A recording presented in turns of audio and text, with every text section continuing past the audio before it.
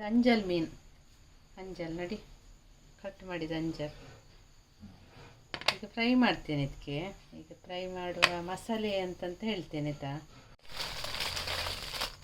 100 ಗ್ರಾಮ್ಸಿನಷ್ಟು ಉಂಟು. ತೊಳೆದಿಟ್ಟಿದ್ದೇನೆ.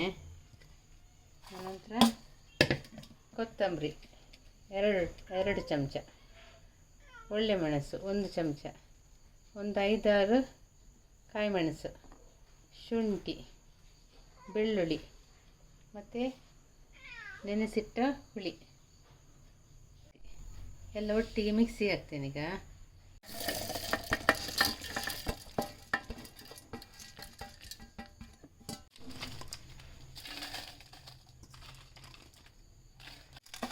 ನೋಡಿ, ತೋರ ಉಪ್ಪು ಹಾಕ್ತಿದ್ದೇನೆ. ಸಪುರಪ್ಪಿಗಿಂತ ತೋರ ಉಪ್ಪು ಒಳ್ಳೆಯದು. ಫ್ರೈ ಕಲ್ಲುಪ್ಪು ಅಂತ ಹೇಳ್ತಾರಲ್ಲ, ಕಲ್ಲುಪ್ಪು.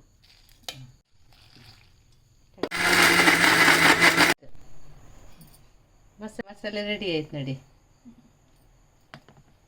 ಈಗ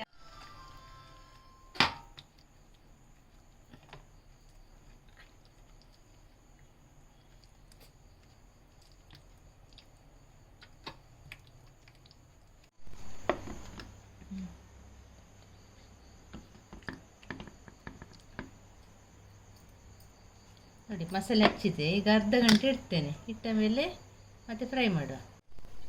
ಈಗ ಫ್ರೈಗೆ ತವ ಇಡ್ತಿದ್ದೇನೆ, ಫ್ರೈ ಮಾಡ್ತಿದ್ದೇನೆ. ಪ್ಲೇಟಿಗೆ ರವೆ ಹಾಕ್ಕೊಂಡೆ ನೋಡಿ. ಸ್ಟಾರ್ಟ್. ತವ ಬಿಸಿ ಆಯಿತು. ಈಗ ಎಣ್ಣೆ ಹಾಕ್ತೇನೆ.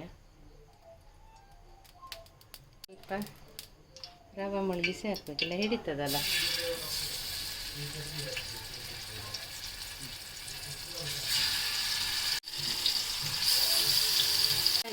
ಒಂದು ಸೈಡ್ ಮತ್ತು ತಿರುಗಿಸಿ ಹಾಕಬೇಕು. ಸ್ಲೋ ಮಾಡಿ ಇಡಬೇಕು. ಈಗ ನೋಡಿ, ಒಂದು ಸೈಡ್ ಆಯ್ತಲ್ಲ, ಇನ್ನೊಂದು ಸೈಡಿಗೆ ಹಾಕುವ.